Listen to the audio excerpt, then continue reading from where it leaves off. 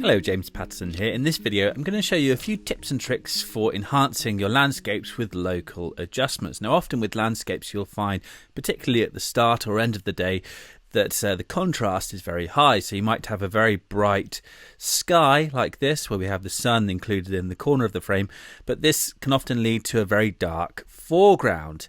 Now one option is to enhance the different areas of the image using the local adjustment tools here in Camera Raw, and you'll also find near identical tools within Lightroom's Develop module. So we have these three local adjustment tools: the adjustment brush, the graduated filter and the radial filter, and we can use a combination of these tonal tools as well as the other tonal settings within Camera Raw here to come up with a much more balanced image like this. So let's get cracking.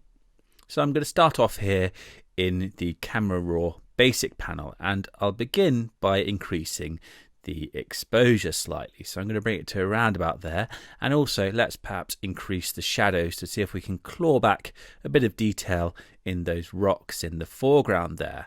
Now I'm not going to push things too far at this point, and I'm pretty happy with that. So I could also perhaps try increasing dehaze slightly here to see if I can just crisp up the distant details and cut through that haze a little bit like that.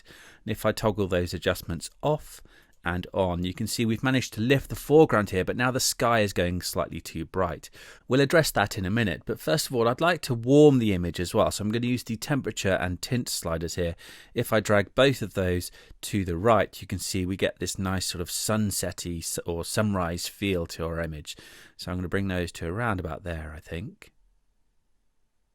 Perhaps just knock that down a touch, and I'm happy with that. Now let's turn our attention to that bright sky. So I'm going to use the adjustment brush to fix the sky. I'll grab the tool from the toolbar up here. Often with skies you might want to try the graduated filter, but in this case the adjustment brush is going to give us a nice hard edge between the sky and the land here. So I'll grab the brush from the toolbar up here and then go to the settings on the right over here. And down at the bottom we have this option called Auto Mask. I'm going to make sure that's checked, and that means that the brush will snap on to edges in the image as I paint. And if I start painting, you'll see how this works. So I'm just going to paint over the image here, and I'm also going to hit Y to show me my mask overlay.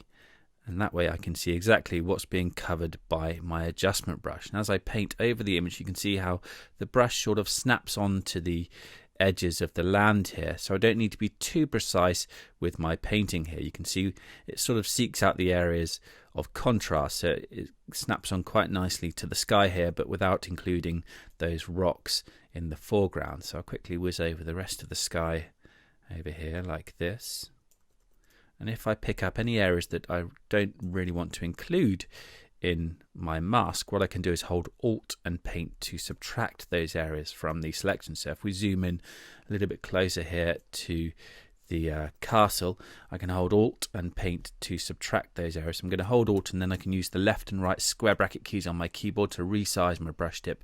So I'll make my brush tip quite small and then paint over the castle here to subtract that area from my initial mask. And once I've got a decent mask there that covers all the areas that I want, I can begin adjusting it. So I'll hit Y again to toggle my pink overlay to bring me back to my image view. And then I'm going to go to the settings over here. I'll drag the exposure slider downwards slightly, and you can see how that allows me to darken the area like this. And I'd also quite like to pull a bit of detail out of the clouds here. So I'll try increasing the clarity slightly and also the dehaze slightly. And again, if I toggle that adjustment off and on, you can see how that's affecting my image. Next, I'd like to lift these dark rocks here in the foreground. So what I'll do is make another adjustment using the adjustment brush. I'll hit N for another adjustment, and then I can start making a new adjustment. So this time I'm going to uncheck Auto Mask, and I'm going to hit the plus icon here next to exposure, and then I'll start painting over the rocks here. And again, I'll hit Y to view my mask overlay, and I'll paint quite roughly over these dark rocks here like this, and also over the rocks on this side of the frame, and perhaps this rock here in the middle.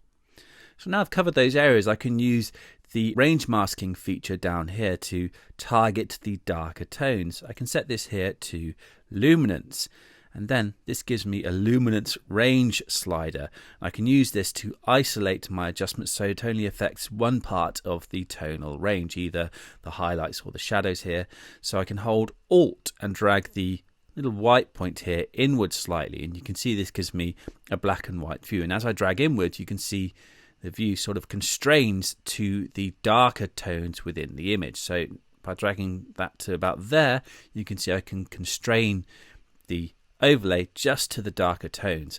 And I can also fine tune things with the smoothness slider here. Again, by holding Alt, I can drag that one way or the other to fine tune the results. So I'll bring that to around about there and release.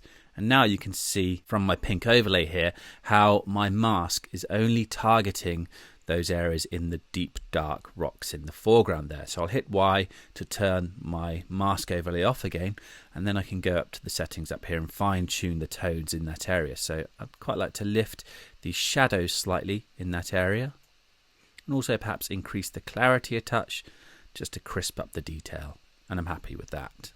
Now I'd also like to enhance the detail in the castle here in the distance. So you can see it's looking slightly hazy at the moment. In fact, it's looking slightly wrong as well. I think we might need to adjust our mask that we created earlier. So I'll go over to the pin over here that controls the mask over my sky. And if we go in a little bit tighter on that area and then hit Y to toggle the mask overlay that affected my sky on, you can see how it's kind of bleeding into the castle. So I can go to my adjustment brush settings and go to the erase tab here, and then I can check auto mask down here, and then I can just erase those areas from the mask just to get us a nice tidy edge around here. So it's great that we have this control over our masks. We can adjust either the area that they cover or the settings that we have applied to that area at any point during our workflow. So now that I've tidied up the mask, I'm going to make another mask to cover the castle. So I'll hit N again for another new adjustment, and I'll start painting over the area using the adjustment brush.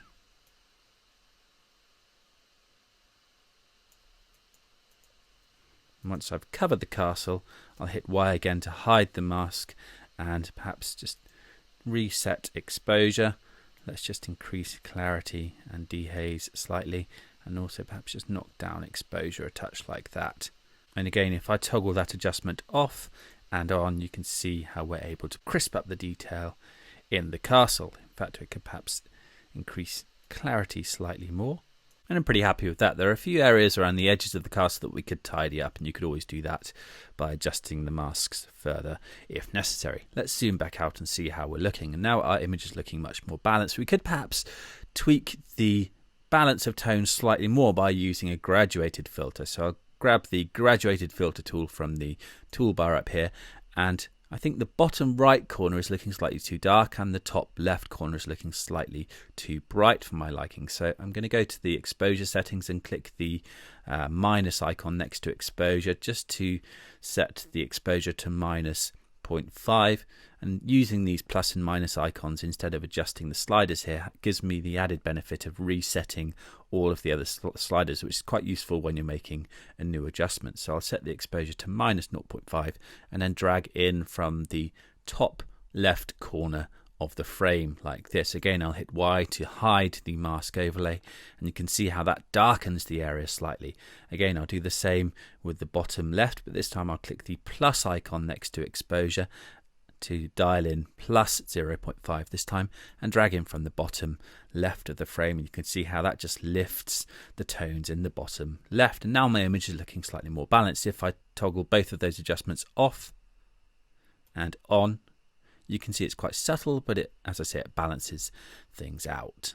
And I think finally what I'd like to do is just draw attention to the castle in this area of my image slightly more. So I can do this again using another local adjustment tool, the radial filter. So I'll grab that from the toolbar up here, and again I can just leave that to plus 0.5 to dial in some slight positive exposure, and I'm going to go down to the settings down here, make sure effect is set to inside, and then just drag a circular grad over the castle like that to lift this portion of the frame, and that sort of subtly draws the eye in towards that area, and I'm happy with that.